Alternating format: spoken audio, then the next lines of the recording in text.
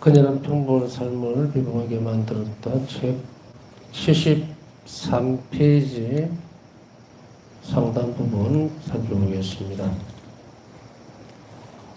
지난 시간에 신뢰의 모든 행위가 신뢰 표현이어야 된다.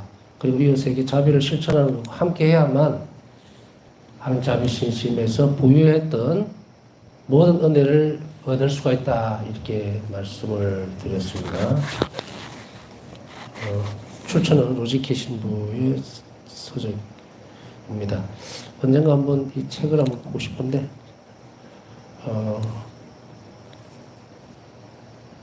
로지케 신부님 밑에 그 R19 해놨죠. 아마 몇 장 이렇게 이제 그 안에 있는 내용이거든요.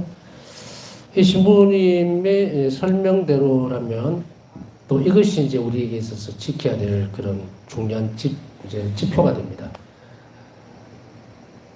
이 자비신심을 계속 가르치고 함께 묵상하고 이렇게 하면서 안타까운 점은 좀 뭐라 그럴까.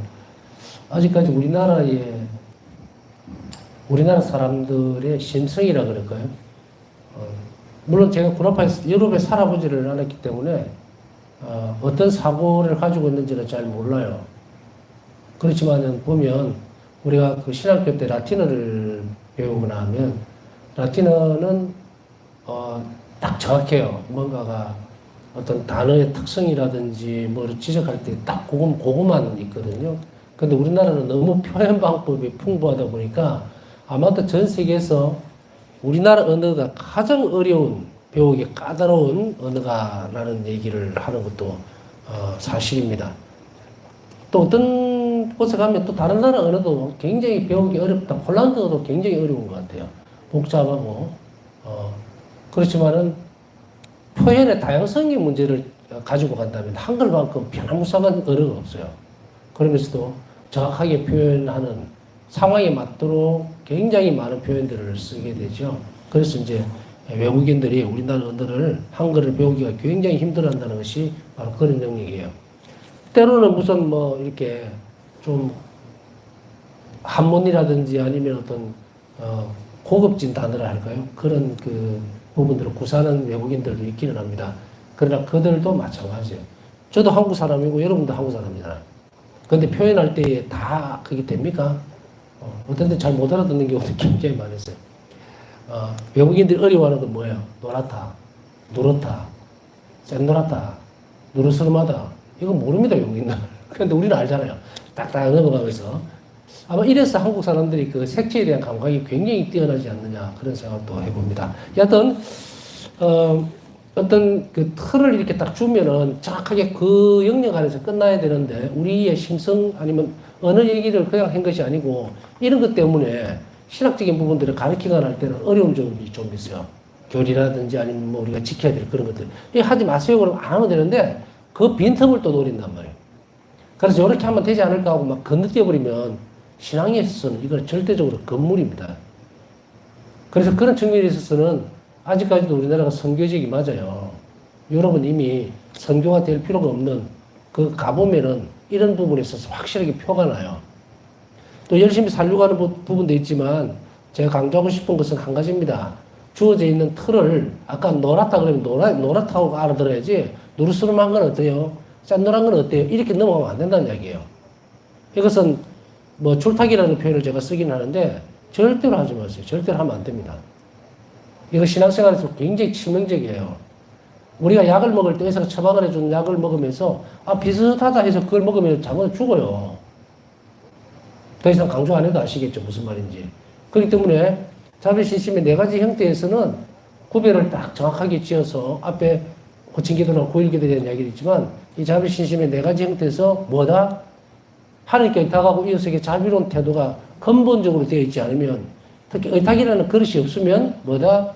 여기 네 가지 신심의 양식에서 주어지는 예수님의 약속된 은총을 하나도 받지 못해요. 어떻게 받을 수 있지 않을까? 그런 거를 건너뛰면 안 됩니다. 못 받는다면 그냥 못 받는 거예요.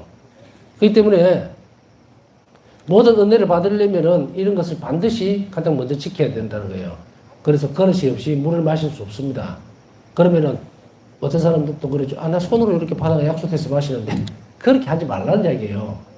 그냥 일반적으로 그릇이 없으면 물그릇이 없으면 뭘 못 먹는 겁니다. 그냥 수도꼭지 입대고 먹으면 안 되나 이런 식으로 하면 안 돼요. 제가 염려스러운 거는 가르치면서도 이런 부분들로 자꾸 옆으로 끼어들면은 신앙생활 엉망이 돼버려요. 우리가 무슨 뭐 삶을 살아가면서 신앙생활이 장난입니까? 빈틈을 주면 안 돼요. 그래서 가르치는 저도 굉장히 신경이 곤두서서 가르치지만 받아들이는 여러분들도 한치 오차도 없이 받아들여야 돼요. 제가 이제 그 자비신심을 전파하고 살아내고 또 나누는 것을 굉장히 정말 더없이 기쁜 일이기는 합니다. 그러나 그것에 따라오는 십자가는 말도 못할 만큼 무거워요. 마치 매번 할 때마다 어떤 기분이 드느냐면 굉장히 어려운 수술을 집도하러 들어가는 그런 수술 집도의 같은 그런 심정이에요. 약간만 잘못해도 엄청난 일이 벌어진단 말이죠. 그렇기 때문에 저도 굉장히 그 부분을 유심하게 잘 보고 또 잘 잘라서 하려고 최선을 다하는 만큼 여러분들도 주어지는 것을 그대로 받아들여야 돼요. 레시피를 막 바꾸지 말라 이 말입니다. 이렇게 하면 요렇게 해보니까 좀 맛이 있던데 그런 차원이 아니라는 거 다시 한번 더 강조하고 그 다음에 이 의탁의 태도와 자비의 태도 없이는 자비의 정신 없이는 이런 것이 없다.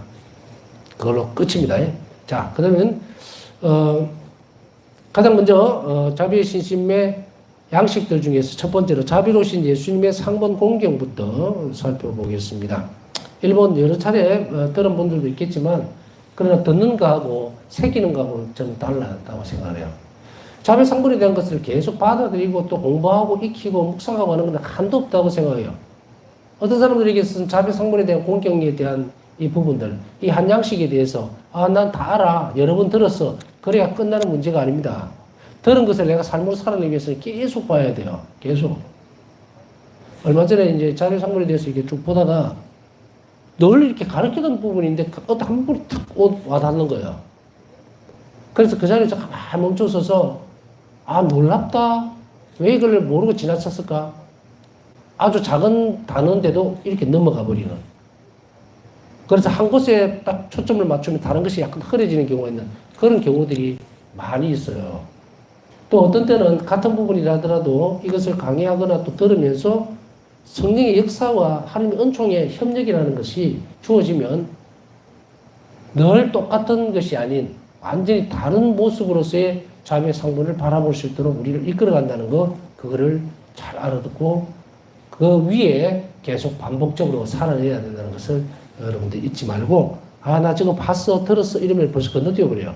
그러니까 아무것도 모르고 처음 보는 것 같이 혹은 처음 듣는 것 같이 그렇게 하시라는 이야기예요. 자비로우신 예수님 상본은 1931년 역사입니다. 역사를 보면 2월 22일 플록 혹은 보츠크라는 지명이 이제 폴란드어로 보츠크고 플록은 또 영어 발음이죠. 플록의 파우스타 순위 방에서 있었던 환시에서 게시가 된 겁니다. 이 보츠크 수녀원에 지금 대성당이 지어지고 있는데 그 성당에 가면 이제 제대가 이렇게 성당에 제대가 마련이 되잖아요. 그 제대가 놓여지는 그 자리가 파우스타 성녀 방입니다. 방이고 그 제대가 놓여지는 그 자리에 예수님이 발현하신 거예요. 환시로 오신 거죠. 그래서 예수님은 이곳에서 이 상골에 대한 부분들을 가르쳐 줍니다. 어떻게 하라.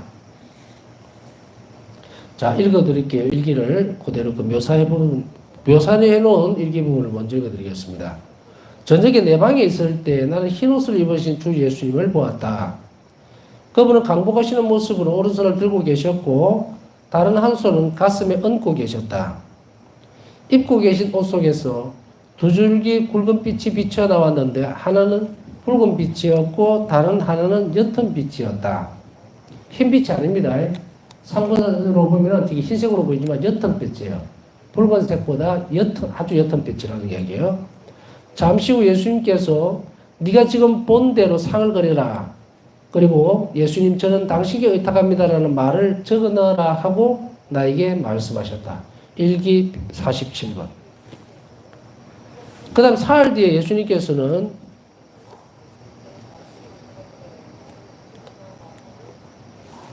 여기에서 보면 사흘 뒤가 아니고 3년 뒤입니다. 예수님께서는 빌류스에서 그 빛의 의미를 설명하셨다.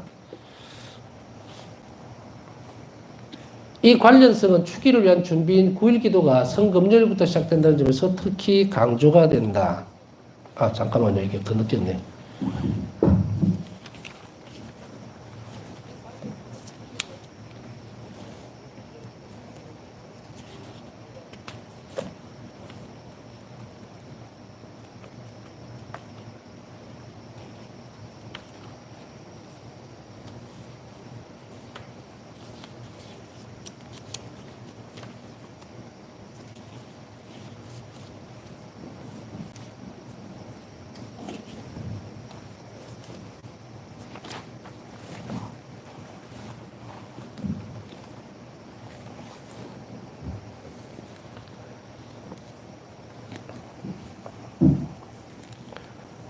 책 부분을 그대로 살펴보면서 제가 말씀을 드릴게요. 산을 그리라고 말씀하시고 나서 그다음 빌리우스라는 곳이 순영원입니다. 바오사 성녀는 이제 포습을 떠나서 빌리우스라는 순영원에 가서 또 사시게 되는데 그곳에서 다시 그 빛의 의미를 설명을 해 주시게 됩니다. 두 개의 빗줄기는 피와 물을 나타낸다. 오른쪽에 있는 붉은 빛과 왼쪽에 있는 옅은 빛을 얘기를 합니다. 두 개의 빗줄기는 피와 물을 나타내는데 그러므로 이 말씀은 이 이미지가 나타내는 특별히 심한 상징에 대한 말씀입니다. 1기 299번. 이 이미지가 나타내는 특별히 심한 상징에 대한 말씀은 뭐냐면 오른쪽에 붉은 빛과 왼쪽에 옅은 빛에 대한 말씀을 하시는데 예수님께서 친히 이 그림에 대해서 의미에 대해서 다 설명해 주고 계시는 거예요. 그래서 예수님은 단지 이 모습대로 그대로 그려라라고 하는 말씀으로 그치는 것이 아니고 그 그림의 연관성 그리고 추일과의 관계라든지 이런 것들이 여러 가지를 말씀을 다 하고 있습니다. 그래서 저 상본을 이렇게 살펴보면 저기에 예수님 순환과 부활이 전부 다 드러납니다. 그리고 또한 성금요일에 있었던 사건들뿐 아니고 성목요일 날 성사를 제정하셨던 모습까지도 저 그림에 다 드러나요. 특히 다락방에서 부활 이후에 예수님께서 나타나셔서 무엇을 합니까? 성사를 제정하시죠. 숨을 후불어 넣으시며라는 거예요. 세례 성사를 이야기하죠. 그리고 이 부분 안에서 이 예수님은 바로 성찬의 전례뿐 아니고 세례 성사에 대해서도 분명하게 얘기를 하는데 이 다락방에서의 모습이 바로 예수님 부활하신 후에 다락방에서 나타나심은 바로 성사를 제정하시는 것이에요.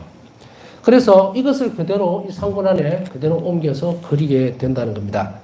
또 상본의 본질적 요소 중 하나는 예수님 전 당신께 의탁합니다라는 그런 쓰인 저 글자입니다. 상본에서 가장 본질적인 요소 중에 하나예요. 그래서 여러분들이 보면은 어떤 때는 상본이 그림만 있는 상본이 있을 수 있죠. 그것은 사실은 의미가 없습니다. 제가 볼 때는 아니고. 왜냐하면 예수님께서 본질적인 요소 중에 하나라는 것은 저 글자가 상본을 구성하는 요소란 거예요. 그렇기 때문에 우리가 어떤 때는 예수님 저도 저 그림 상본을 가지고서 도안을 많이 해보거든요. 뭐 이걸 원형으로 만든다든지 이렇게 하다 보면은 글자가 밑에 잘려버리는 경우가 있어요. 그거는 무의미합니다. 예수님께서 이 글자, 예수님 저는 당신께 의탁합니다라고 하는 이 글자에 굉장히 큰 비중을 두셨거든요.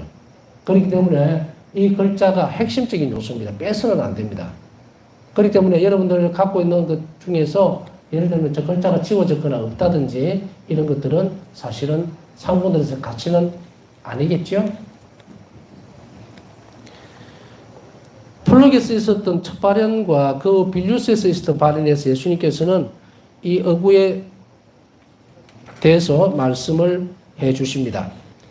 이 글자가 왜 중요한 것인가? 이 상본을 구성하는 본질적인 요소 중에서 이 글자가 왜 꼭 필요한가에 대한 부분들을 설명을 해 주십니다.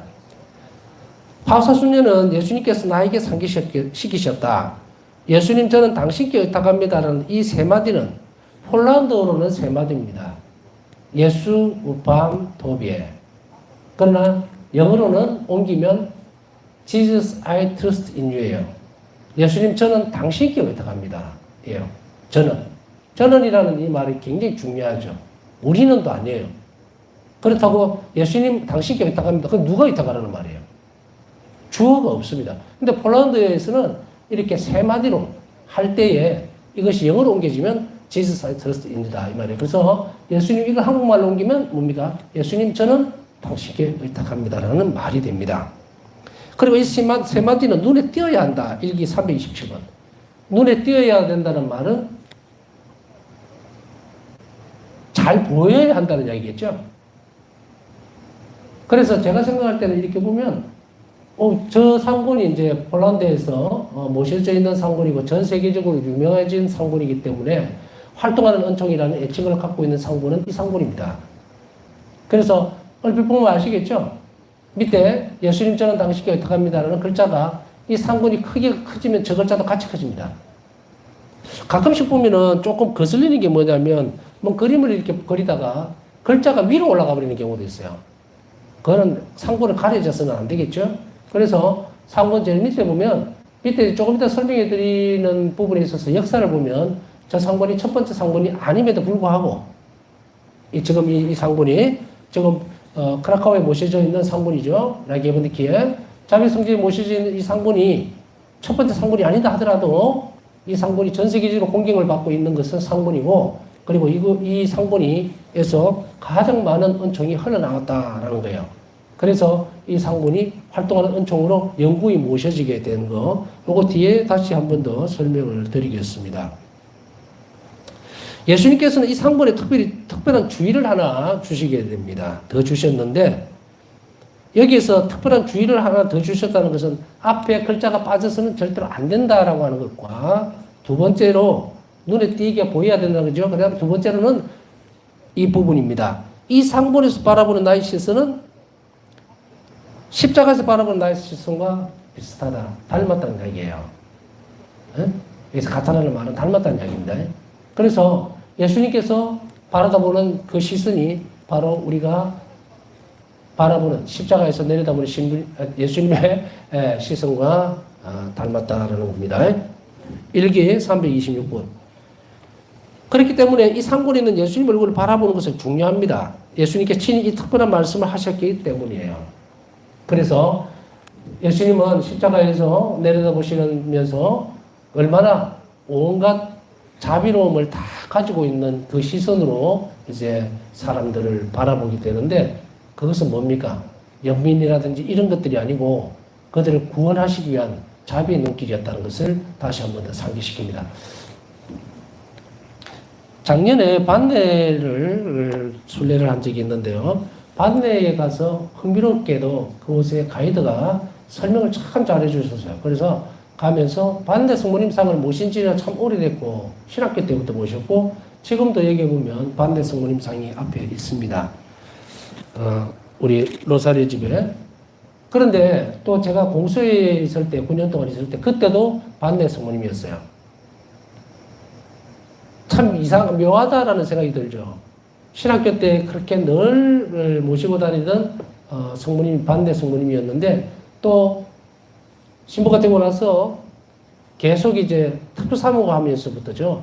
계속해서 이제 반대 성모님하고만 계속 연결이 되어지는 그러다가 이제 반내에 가서 참으로 복된 시간을 보냈습니다만은 그곳에서 그 가이드가 말씀하시는 내용은 성모님의 그 앞에 이제 샘이 있거든요. 샘이 있는데 여러분들 기회가 되시면 한번 가 보십시오.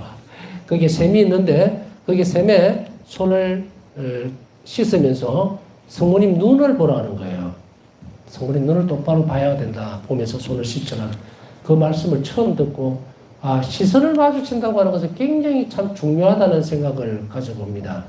여러분들도 이번 기회에 본당에 가면은 성모님 그냥 보고서 전체적인 어떤 실루엣만 보고서 인사 꼭 하고 그렇게 들어가시지 말고 항상 눈을 마주치는 것도 좋은 방법 중에 하나예요.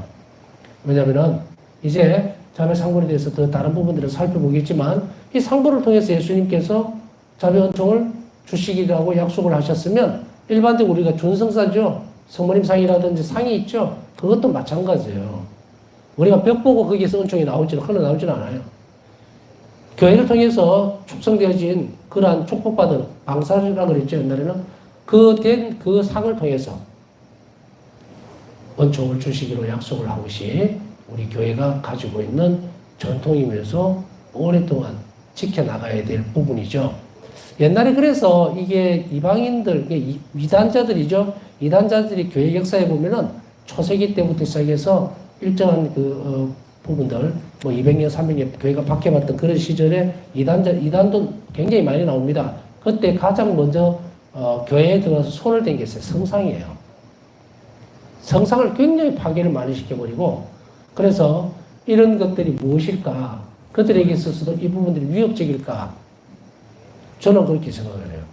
그게 어떤 우상이다 이렇게 해서 없앤 것이 아니고 위협적이다는 거예요. 그 형상 자체가 하느님 이미지잖아요.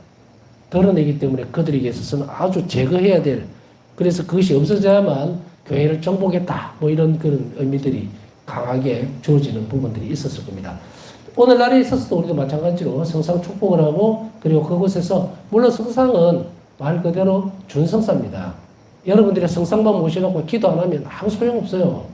어떤 은총의 도구로서 역할을 하지 못합니다. 묵주도 마찬가지죠. 그래서 여러분들이 잘 알고 있다시피 바로 이 부분들이 이렇게 연결이 되어지는데, 그 성상에 통해서 단지 문의 역할만 하는 것이 아니에요. 그 성모님상이 있으면 성모님상을 통해서 우리는 친교를 이루게 되거든요. 그래서 가만히 살펴보면 교회에서 전해져 오는 이런 많은 소중한 보물들인데, 이 보화들은 우리 실생활에 직접적으로 인간적인 관계하고 다 연결이 됩니다. 자, 우리가 인사를 할 때요, 예를 들어서 인사를 할 때에 상대방 눈을 보지 않고 인사를 하게 되면 굉장히 불쾌하고 예의가 없게 얘기를 하죠. 그죠? 그래서 항상 우리가, 물론 상대방 눈을 똑바로 쳐다본다는 것은 좀 발칙한 느낌도 없잖아 있지만, 그건 나이가 어린 사람이 어른을 볼 때 눈을 동그랗게 뜨고 이렇게, 근데 너무 이렇게 크게 뜨고 보지 말고, 그러면 잘못, 흘겨보는 것 같이, 아니면 막 덤비듯이 이렇게 그렇게 하는 것이 아니고, 온유하고 부드러운 눈길로서 상대방을 이렇게 봐준다는 것은 경청하고 있다는 의미예요. 경청하고 있다는 의미. 그러나 그것이 쑥스러울 때도 있고 이럴 때도 있는데, 저도 처음에는 이제 사제수분 받고 이렇게, 물론 그 앞에도 많은 연습을 하지만, 사제수분 받고 나서 그 다음에 이렇게 미사나 강론할 때에 사람들하고 눈이 마주치고 이렇게 하는 거는 처음에는 굉장히 어렵더라고요. 어려워서 딴 데 이렇게 보기도 하고, 아니면 허공은 안 봐도 이렇게 그냥 자꾸 시선을 돌리는 그런 부분들이 있었는데, 좀 지나니까 이제 눈을 마주치고 또 저 사람이 잘 알아듣고 있구나, 또 이런 부분들도 할 수 있어서 참 좋은데 연습이 필요해요. 자, 인간관계에 대해서는 우리가 이렇게 마주치는 눈길에 대한 부분들을 말씀을 드렸던 이유는 바로 이 부분이죠. 예수님도 그걸 원하신다는 거예요. 그래서 예수님은 바로 이 시선을 정말 십자가상에서 정말 우리를 사랑하시는 그 시선, 그것을 우리가 바라보기를 원하신다는 겁니다. 어떤 사람들이 이래요. 신부님 저기 상분 모시고 있는데요, 어떤 때는 예수님 이렇게 눈을 똑바로 쳐다보기가 겁이 나요. 또 더럽기도 하고, 어떤 때는 막 좀 뭐라 그럴까, 좀 어색하다 할까요?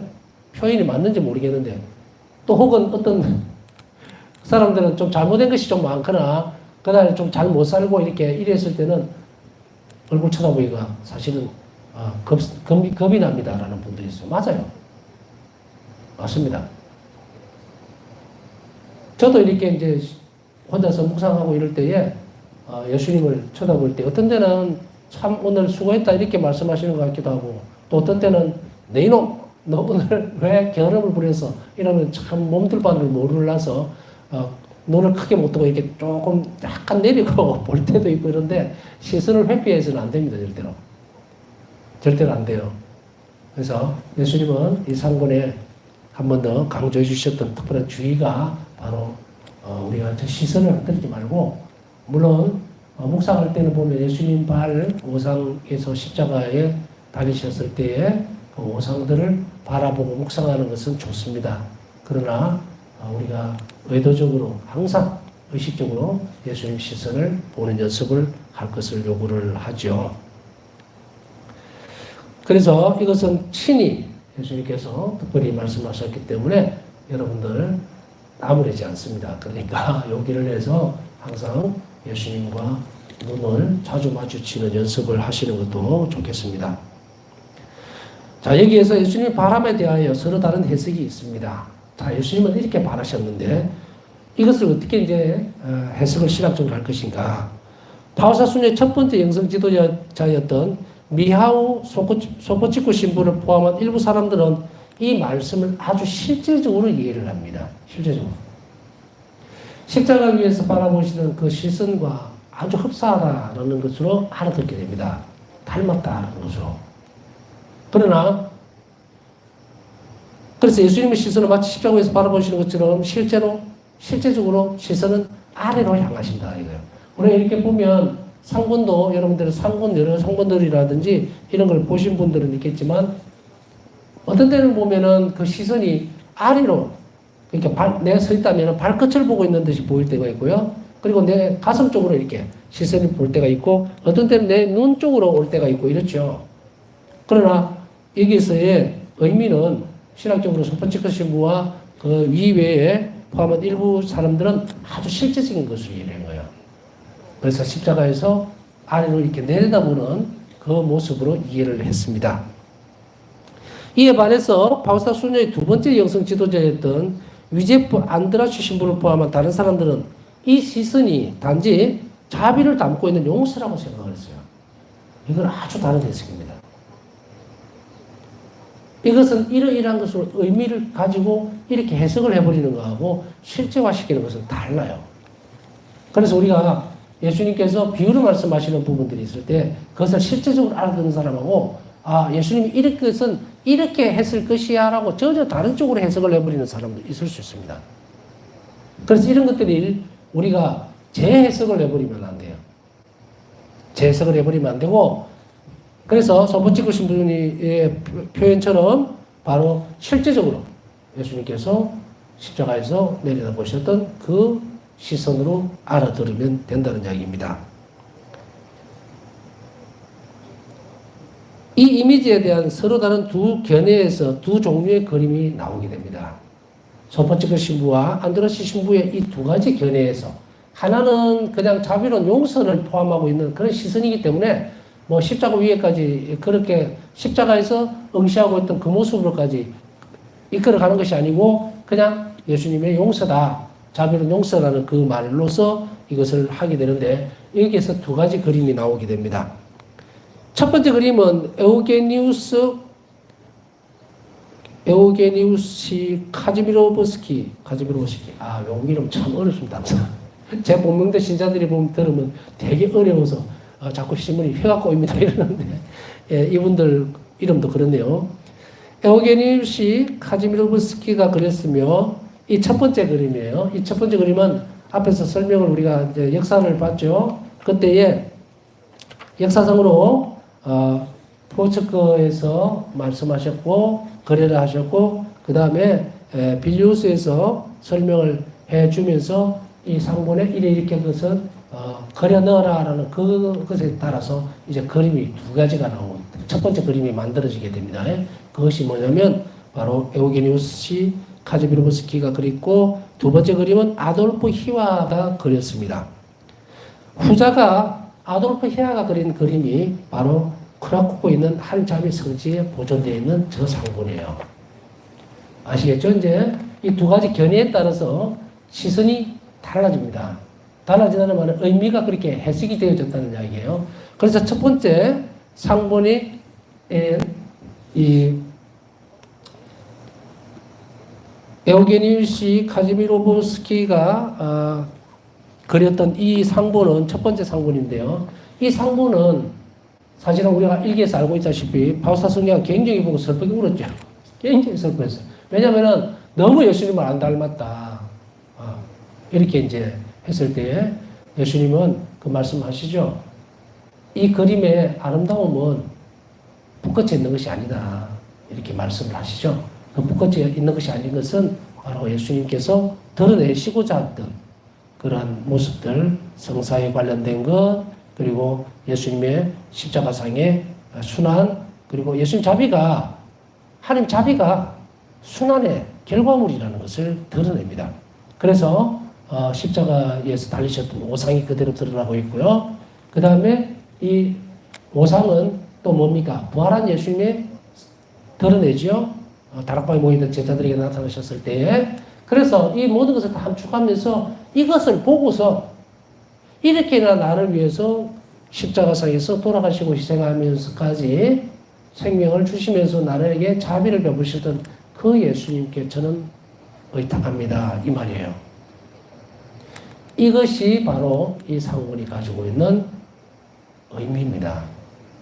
그렇기 때문에 뒤에 이제 또 설명할 거예요. 예수님 저는 당신께 의탁합니다라는 이 글자가 볼 때마다 나는 오늘 이웃에게 자비로웠고 하나님께 의탁했는가를 계속해서 상기시키게 될 거다라는 거예요. 저 글자가 없어져 버리면 어떻게 됩니까? 아무도 몰라요. 그래서 이것을 그렇게 적어 놓았는데, 자, 첫 번째 그려졌던 이 상본은 약간은, 예수님의 헤어스타일이 좀 다릅니다. 좀 덥수룩한 그런 헤어스타일로 되어 있는데, 그 상본은 너무 커서 도저히 수녀 경당에 모실 수가 없을 만큼 엄청난 크기예요. 그래서 이 상본을 크게 모시지를 못하고 어디로 모시느냐면 폴란드의 크라카우에 있는 성령 성당이라는 곳에 모시게 됩니다. 그것이 첫 번째 상본이 그곳에 모시게 됩니다. 그러나 첫 번째의 상본과 두 번째 상본에서의 차이점은 결국은 하느님의 선택에 달려 있어요. 예수님께서는 제일 카즈미르보스키가 그린 그림이 아닌 아돌프 히와가 2차 세계대전 동안에 베풀으셨던 은총에 너무 감사드리면서 그랬던 저 상본이 공경받기를 원하셨다. 선택하셨어요. 그래서 저 상본에서 엄청난 은총들이 쏟아져 나오기 시작합니다. 우리 결과를 보면 알죠. 은총이 있는 상본이 하느님이 선택하신 거예요. 그래서 저 상본이 이제 점진적으로 오셔지겠는데 두 번째, 세 번째, 네 번째 같은 상본이 같은 사람이 그린 건데 크기가 각각 틀려서 되었고 이제 자비의 성지에 모시는 그 상본은 바로 크기에 딱 맞추어서 똑같은 화가인 아돌프 히아가 그림을 그려서 모시게 됩니다. 2차 세계대전 동안에 엄청난 은총을 베풀었던 상본이에요. 자, 다시 살펴보면요. 자비의 성지에 보존이 되어 있고요. 반면 예수님께서 들고 계시는 오른팔의 높이가 얼마인가라는 문제는 크게 중요하지 않은 것으로 보인다. 강복하는 듯이 오른손을 들고 계셨다 그러죠. 그렇기 때문에 이 상본에서 볼 때에 이 오른팔의 높이가 뭐 더 올라가야 되냐 내려가야 되냐 그런 것은 크게 개의치 않아도 되는 문제라고 생각을 하게 됩니다. 소포치크 신부는 예수님 팔은 어깨 높이보다 더 높이 들려서는 안 된다고 생각했다. 그러나 일기에서 우리는 강복하시는 모습으로 한 손을 들고 계셨다라는 부분을 알 수 있습니다. 볼 수 있다. 이 문장에서 우리는 이 문제의 요점을 분명히 알 수 있다. 곧 어깨 높이든 그보다 더 높든 그 높이는 이 상본의 의미에서 중요하지 않다는 겁니다. 이 상본 전체가 차지하고 있는 비중에서 오른손을 강복하는 듯이 들고 있었다라는 그 대목은 우리가 예를 들어서 신학교에서 이제 많은 부분들을 배우려고 하니까 그렇게 물어보죠. 우리 강복을 할 때 어떻게 얼마만큼 해야 됩니까? 이렇게 하면 됩니까? 이렇게 하면 됩니까? 물어봐요. 그때 교수님들 항상 일괄적으로 뭐라고 말씀하시냐면 적당하게 해라. 적당하게. 그때가 보통 어깨 높이에요. 그죠? 이렇기 때문에 그 부분에 대해서는 크게 개의치 않아도 상관이 없다라고 얘기를 합니다. 그래서 상본의 전체적 의미에서 오른손의 높이는 그렇게 중요하지 않다라고 얘기할 수 있다라는 겁니다. 남은 시간 묵상하면서 오늘도 요즘 또 환자들이 많은 것 같습니다. 뭐 늘 환자들이 있었죠. 애달픈 가족들 있습니다. 함께 기도하면서 묵상 중에 그들 원의가 치유가 되어질 수 있도록 함께 청해 주시기 바랍니다.